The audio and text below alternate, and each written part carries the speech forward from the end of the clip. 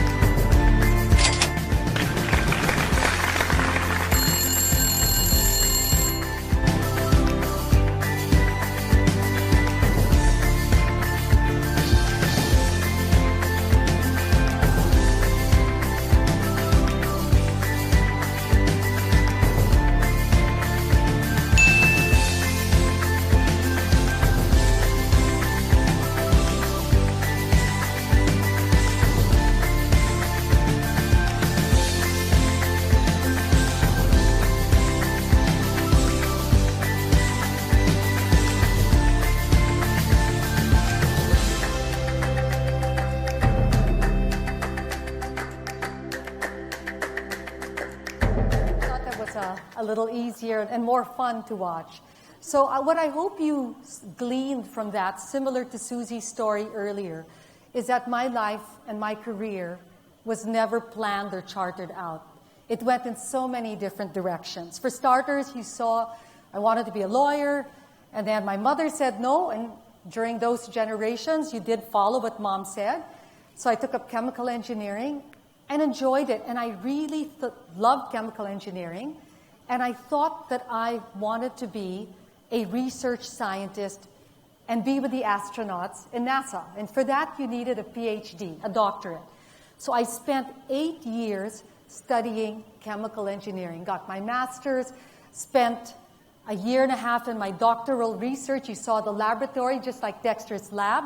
I built that, and then I realized after that, in that year of taking my scientific data, that the solitary life of a research scientist just wasn't for me.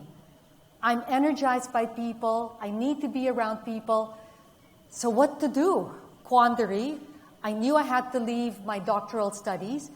Where would I work? And obviously the first logical choice would be to try and work as a chemical engineer, but in the chemical engineering industries for companies like Coca-Cola, Pfizer, Shell, etc.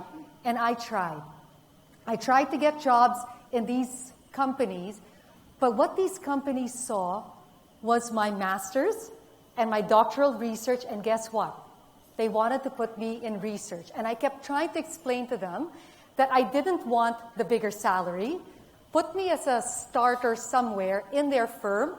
And that's what I wanted to do. I wanted to learn the business in these companies. But after a while, I needed money. I needed to find a job. I wasn't successful. So I went and asked one of my mentors back at school, and I said, this is my quandary. I can't seem to find a job in our industry that will take me and not put me back into a laboratory, into research. What should I do? And this professor said to me, okay, Karen, you're going to do a switch.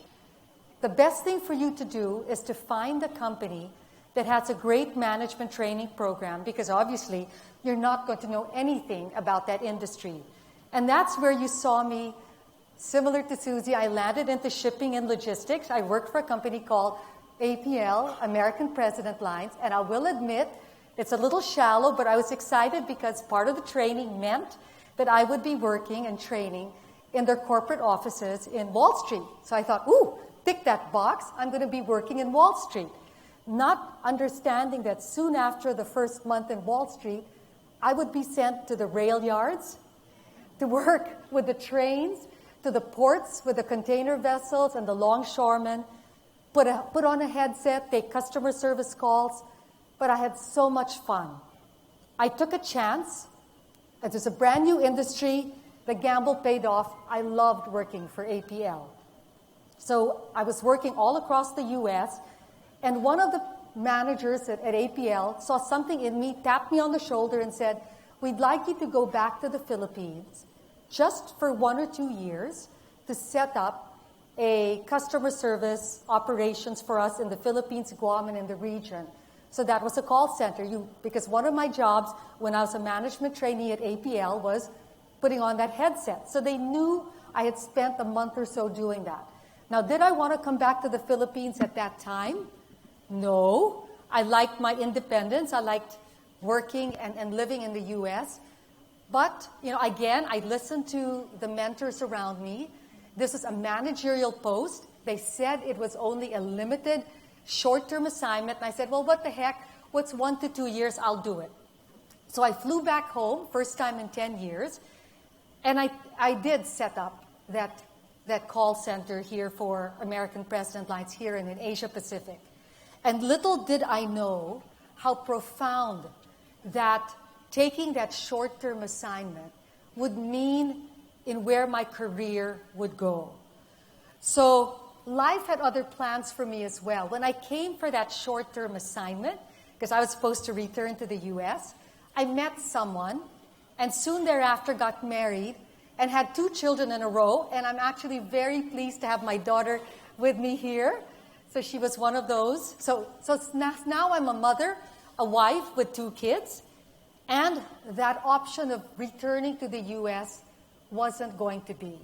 Because similar to what Susie mentioned earlier, I had a husband, he had a career, he was a lawyer, and it isn't a very portable career. So I knew that I had to stay in the Philippines, but APL also had different plans for me, and they really wanted me to move back to the U.S. So what to do? I had spent 8 years with this company that I loved, and now again, the choice was either leave my family or leave my husband, move back to the U.S., or try to make this family work and stay in the Philippines. So I looked outside, didn't know anything except shipping and chemical engineering. But then a headhunter found a wonderful job for me at Citibank. So did I know anything about Citibank? I was hired to run their Makati City Gold office. And through those 8 years of engineering, never once did I take a business course, an accounting course. So I knew nothing, but both Citibank and myself took this leap of faith that I would learn. And believe me, I think in the 18 months that I spent with Citibank, great company, great bank, I had more training there than I ever had ever since. And I think that's because they knew I needed the training. So while I loved the people and the culture, and also going around and training and learning about the financial world, I realized that what I was doing at Citi wasn't for me. So I said, okay, I made a leap once, let me look again. And fortuitous enough, luck was there. I got a phone call. I received a phone call from the Lopez Group of companies, and they asked if I wanted to join their management team because they were going to be setting up a brand new telco to compete with PLDT. It didn't even have a name. And I said, well, what am I supposed to do? What's my role? And they said, your role is to set up everything and anything to do with the customer. So again, that little short-term assignment that I had when I set up that call center for APL was now going to multiply because it was giving me this opportunity to work, and we created this telco, which is now called Buy and Tell. So when I was working for Buy and Tell and responsible for all of their customer services, you saw in that little video, I was reading the papers one day and I saw that America Online, AOL, had set up a customer support center here, and they were saying how successful it was.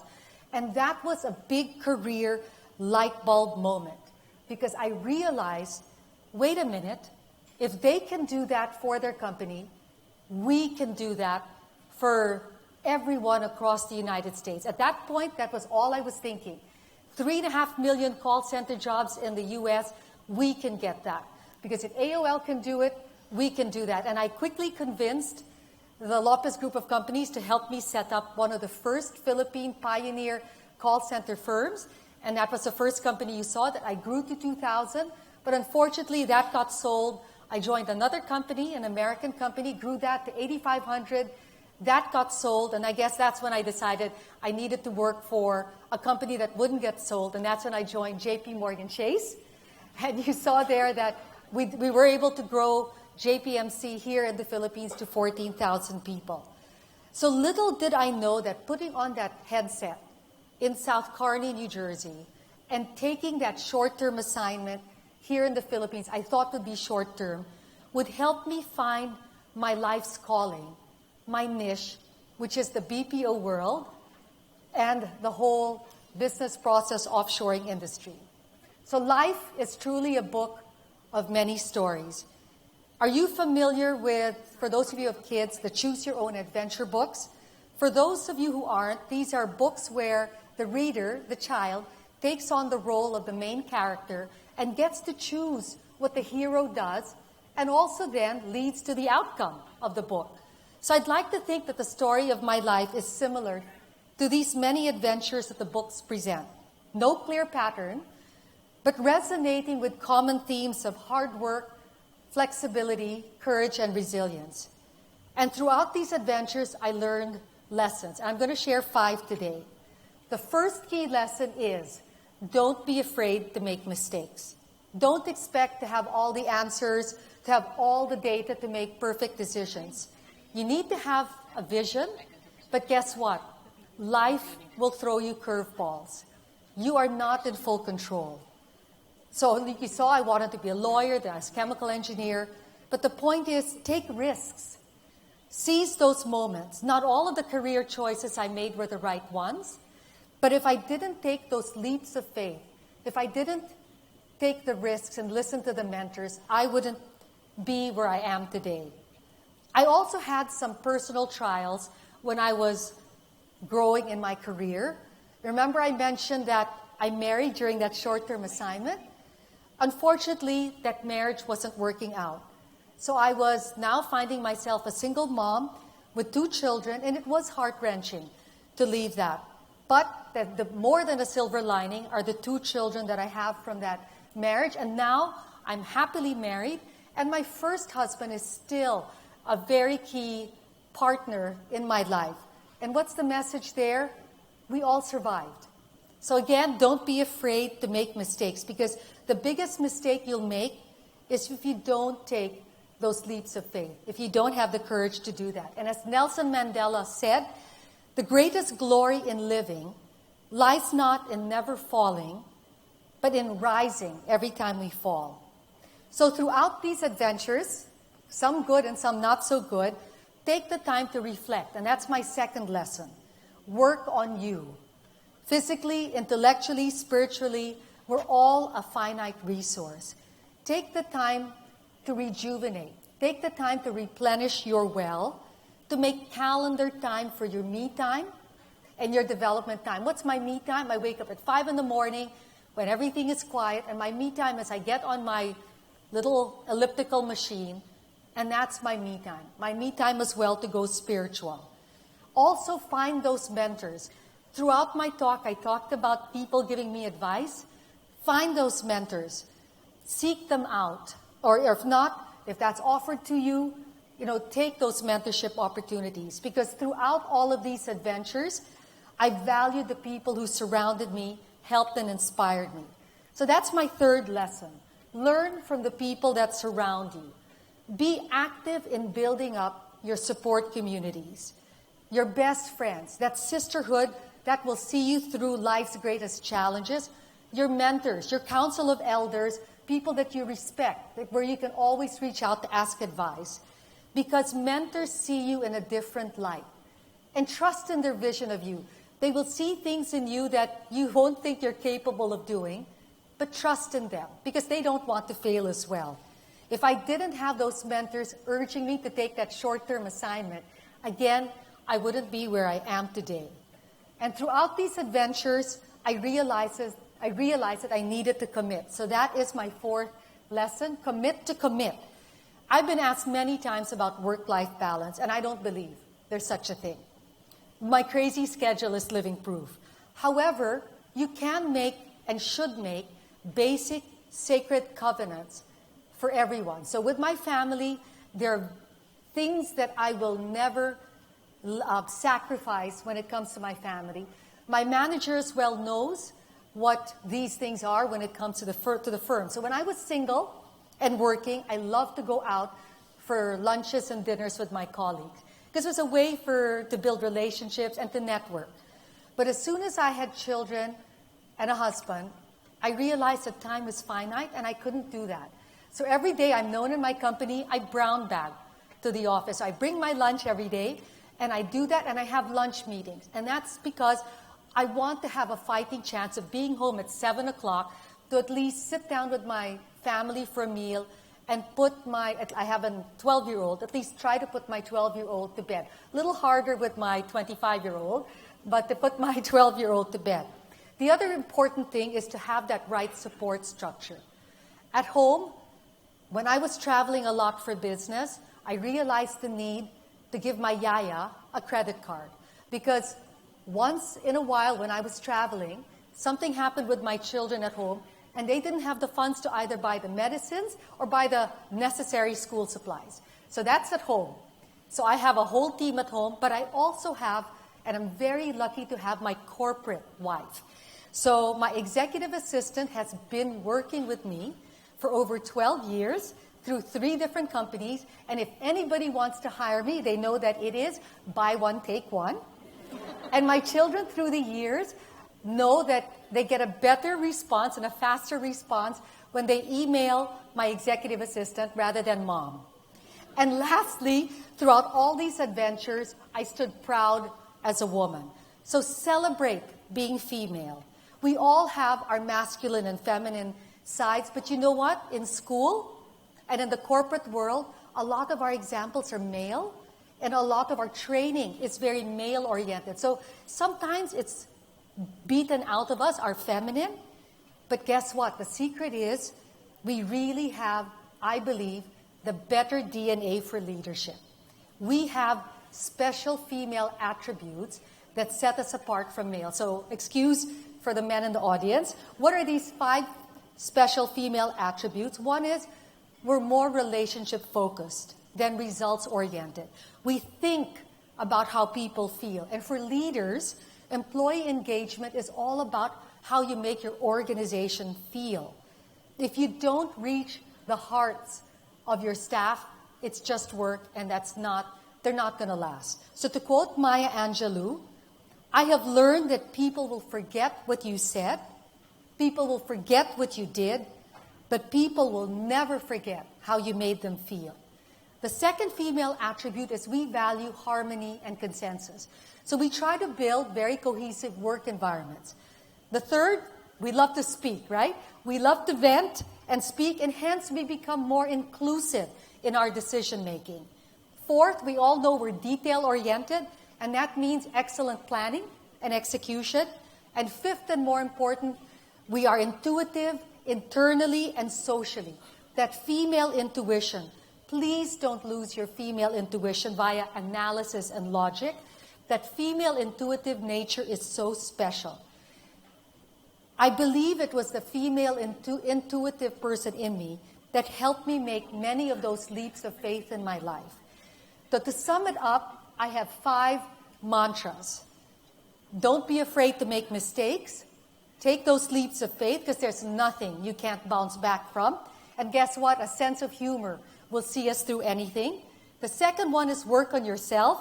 Take the me time, invest in you, invest in also the time to grow. The third is treasure your support community. They are your well and your guides. They're your mentors, they're your sisters. Fourth, commit to commit. Stick to the covenants that you made for yourself, your family, your manager, your work. And fifth, don't lose that female. Develop her inside you. She's our special gift. She's our special weapon. So I would like to end with a quote from Clarissa Pinkola Estes. I hope you will go out and let stories happen to you, and that you will work them, water them with blood and tears and your laughter till they bloom, till you yourself burst out into bloom. So with that, what's your story? Thank you.